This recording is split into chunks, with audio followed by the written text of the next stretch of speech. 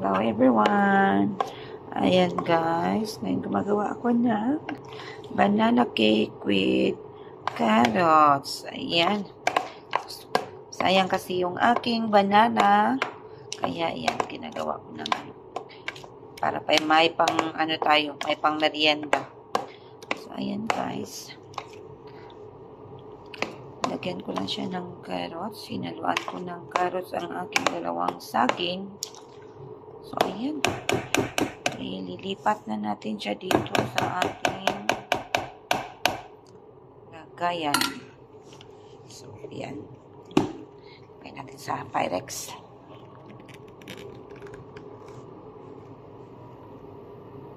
So, ayan na guys. Ilalagay na natin siya sa oven.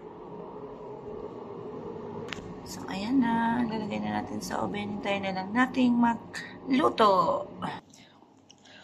Ayan na, luto na ang ating banana cake with carrots. So, try natin na mag-slice tayo ng konti at titingnan natin yung ilalim.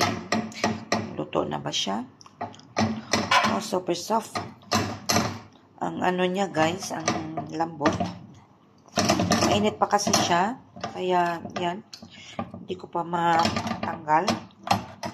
Ayan, ang ating sobrang init pa guys. Are-are.